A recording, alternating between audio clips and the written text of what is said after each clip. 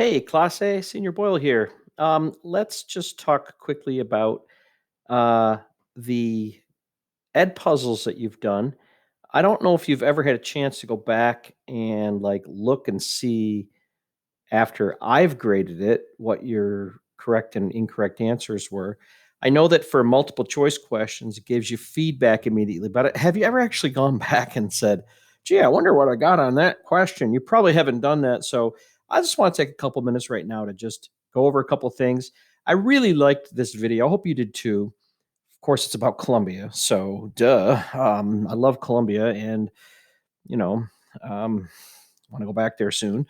And so there's always new things to learn in places. I actually really have been thinking about a lot going to Chile. Um, and there's some beautiful, beautiful, beautiful places in Chile. I don't know why. I'm just dreaming about that. Anyway, remember this is the video about the girl that went up into the mountains and she visited her grandfather. Her grandfather has a sugarcane plantation, and her aunts were sitting around and they were all like they were doing their work, and it looked like a really nice day that she had spent with her family, and she's explaining the sugarcane process. I kind of wish that she had been there on a day that they were boiling the sugar, and it kind of reminds me about what I do out here in my back yard, in my backwoods, with maple syrup. We draw the syrup, draw the sap out of the trees, put it through a process, boil it, create sugar, produces products very local. So anyway, it was interesting. So, hey, the first question was, what do you think she means by "me encuentro en Colombia"? A lot of people. Now this is actually SL1. It says 6 out of 15 right.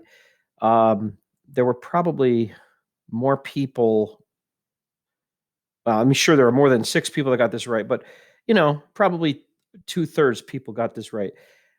Me encuentro is I find myself. It's like kind of like saying, "Hey, I'm in Colombia right today." So it's not that she's from Colombia. She is, but not that's not what she's saying. And it's not that she's visiting, but she says, "I'm in Colombia today. I find myself in Colombia today," and stuff like that.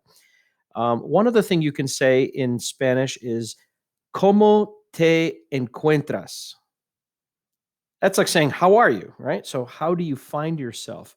I hope you find yourself well. Sounds kind of formal in English, but in Spanish, it's very common to say "Cómo te encuentras?" Um, what does she have? What is she holding in her hand? She's got that panela block of sugar, right? And it looks like a brick and it's brown. And yeah, so that leads us to this question: why is the lemonade a caramel tone? Like, it doesn't look real clear. It looks kind of dirty. Some people thought, maybe there's a dirty water, or maybe they just didn't have a clue why would it be brown. Well, when you go to the store and you buy sugar, it's usually white, right? It's bleached. But raw sugar out of the plant is brown, really, really dark brown.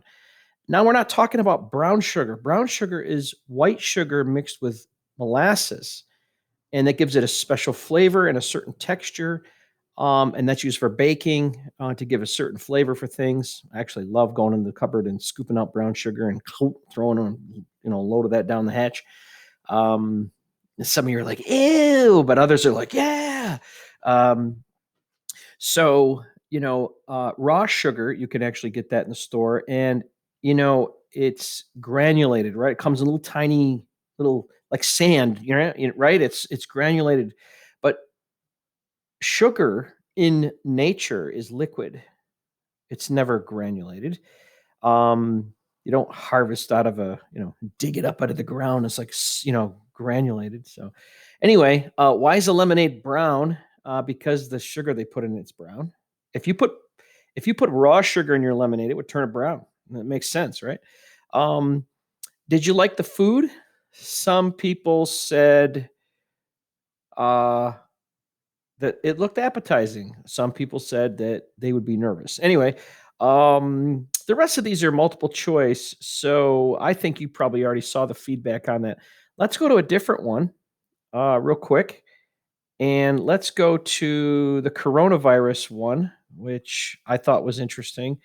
What is she talking about in this beginning thing? Well, she's basically saying what the virus is, that these are theories about where it came from, that originally they thought it had come from someplace, but then they thought it had come from a fish market, which now we know that the Chinese government actually said fish market. And that's not true because the uh, the bat that they say it came from, or the bat that it came from, it's actually a commonly occurring virus in this bat.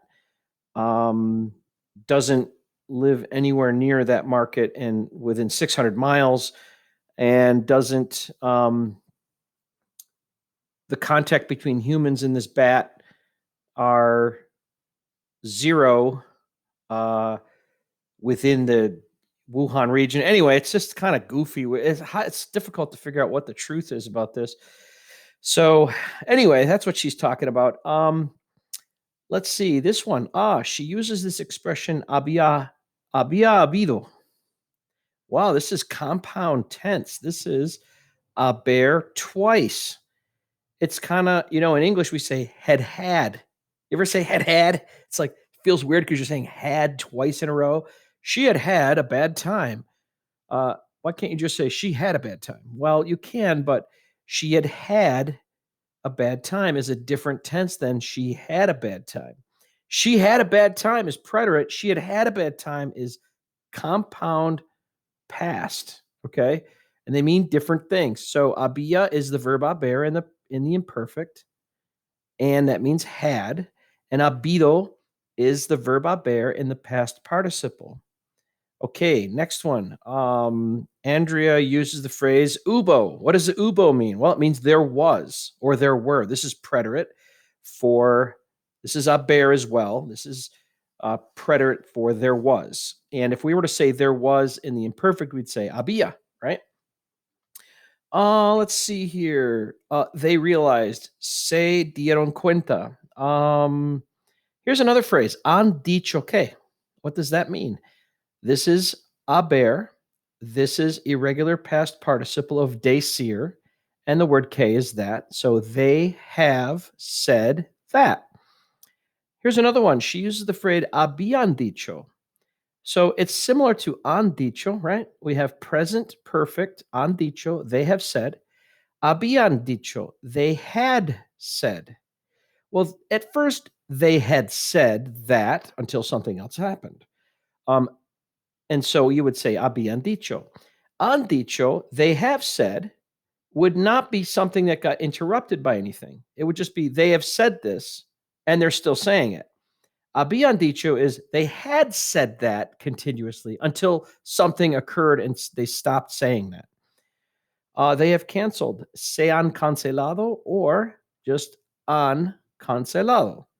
And let's see, subjunctive SL2 students, great answering on this. Well, it says 3 out of 16 for SL1. That's okay. But SL1 students had some good answers for this too. She uses opinion, like not just merely an opinion, but she uses subjective opinion in the sense of an emotional reaction.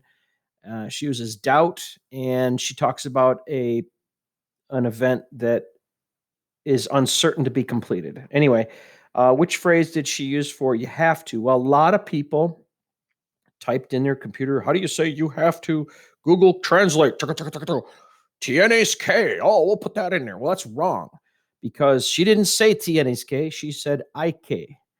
Hay que is haber, I, and que meaning you have to. So, hey, that's my intro video. There isn't another video and there isn't another lesson today. You're going to meet me in Google Meet at the appointed time. Check out the Google Slides schedule from either yesterday or today to find out what time you're meeting me in Google Meet. How do you get to Google Meet? Well, what you do is you go to Google Classroom, right? And there's a link right here that says Meet Google, and then there's a little Google Meet, Google Hangouts button. You click that and takes you to Google Meet. Look at that. Sight can't be reached. It'll teach you, Senior Boyle. Oh, wait, here, there it is. So it thinks I'm creating a meet. So anyway, hey, I hope you have a great day. I guess I will talk to you later. All right. Peace out.